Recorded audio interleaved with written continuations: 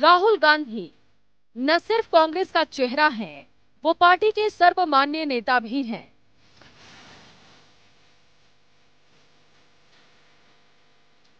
अपने 25 साल के सियासी करियर में कई उतार चढ़ाव देखने वाले राहुल गांधी ने इस चुनाव में पार्टी में जान फूंक दी। हाशिए पर चली गई कांग्रेस को फिर से उभारने की नई कोशिशें रंग लाती दिख रही हैं। 2014 और 2019 में लगातार 2 बार ऐसी करारी हार देखनी पड़ी कि उसे नेता प्रतिपक्ष का पद भी नसीब न हो सका।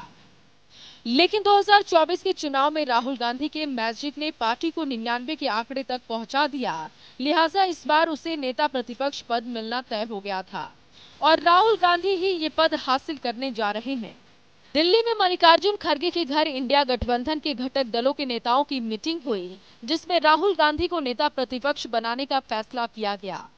बैठक के बाद कांग्रेस अध्यक्ष मल्लिकार्जुन खड़गे और कांग्रेस संसदीय दल की चेयरमैन सोनिया गांधी ने प्रोटेम स्पीकर भर्तृहरि महताब को चिट्ठी लिखकर इस बारे में जानकारी दी। चुनाव नतीजों के बाद 8 जून को हुई कांग्रेस कार्य समिति की बैठक में भी सर्वसम्मति से एक प्रस्ताव पारित कर राहुल गांधी से नेता प्रतिपक्ष बनने की अपील की गई थी। तब राहुल गांधी ने इस पर विचार करने को कहा था, लेकिन लोकसभा स्पीकर के चुनाव से एक दिन पहले ही कांग्रेस के फैसले को राहुल गांधी ने मान लिया है। राहुल जी, बहुत बहुत धन्यवाद, बधाई। आखिर आपने हर कांग्रेस जन, हर लोकसभा के सदस्य की आवाज सुनी और नेता विरोधी दल पद स्वीकार किया। नेता विरोधी दल के रूप में अब आपको प्राथमिकता मिलेगी। आप जब चाहे नेता सदन की तरह सदन में मुद्दे उठा सकते हैं, आप बोल सकते हैं। जनता की आवाज को जो कुचलने की कोशिश सरकार करेगी, उस पर आप एक निर्भीक आवाज आपकी गूंजेगी।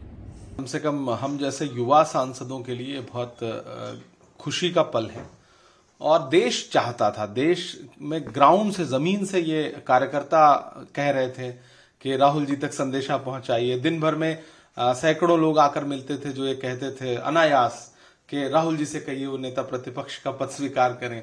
मुझे बहुत अच्छा लगेगा कि आने वाले दिनों में देश की संसद में संविधान का सबसे बड़ा रक्षक जो है वो इस दौर का, ये किसने कहा आपसे आंधी के साथ हूं, मैं गोडसे के दौर में गांधी के साथ हूं।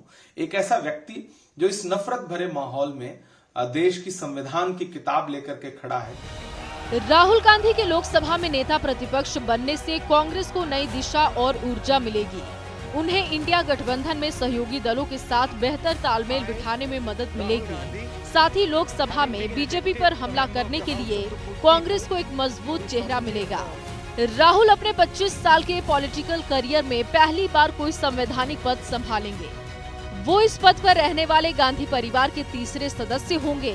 इससे पहले उनके पिता और पूर्व पीएम राजीव गांधी 1989 से 1990 और मां सोनिया गांधी 1999 से लेकर 2004 तक इस पद पर रह चुकी हैं। 2024 के चुनाव में कांग्रेस 99 सीटों के साथ सबसे बड़ी विपक्षी पार्टी बनी है, लिहाजा उसे इस बार नेता प्रतिपक्ष का पद मिला है। पिछले 10 साल से खाली था नेता प्रतिपक्ष का पद। 2014 में कांग्रेस लोकसभा में महज 44 सीटें जीत सकी थी, जबकि 2019 में उसने 52 सीटें जीती थी, जो नेता प्रतिपक्ष बनने के लिए पर्याप्त नहीं था।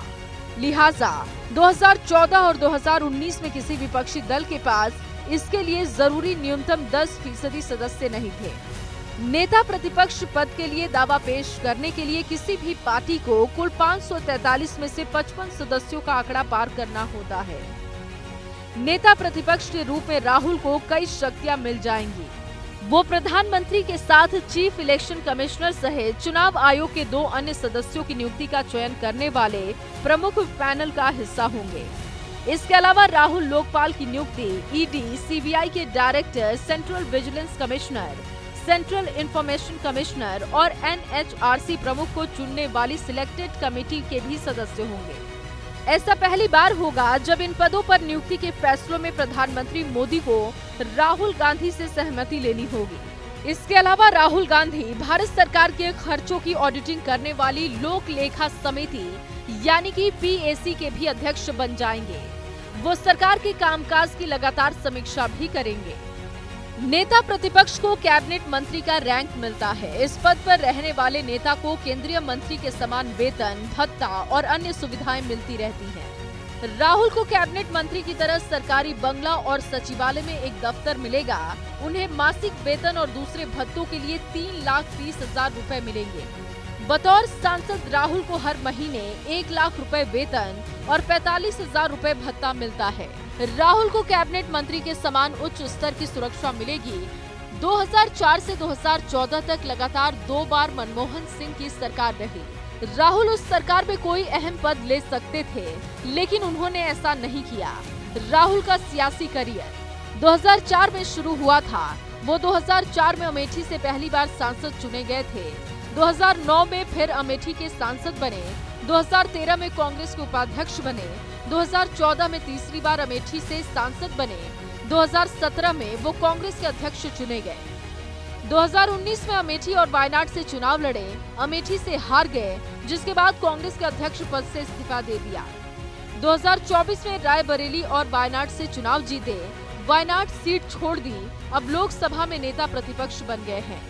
माना जा रहा है कि राहुल गांधी के इस भूमिका में आने से फायदा उन्हें और पार्टी दोनों को ही होगा।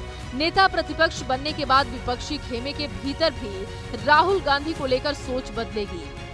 भारत यात्राओं ने राहुल गांधी को एक मास लीडर बना दिया है, जिसका लोहा सहयोगी दलों के साथ साथ एनडीए सहित देश भी मान रहा है। लेकिन नेता प्रतिपक्ष बनने के बाद उन लोगों की सोच भी बदलेगी, जो कहीं न कहीं अब भी राहुल गांधी की सियासी समझ पर सवाल खड़े करते रहे हैं। Bureau report, ABP news.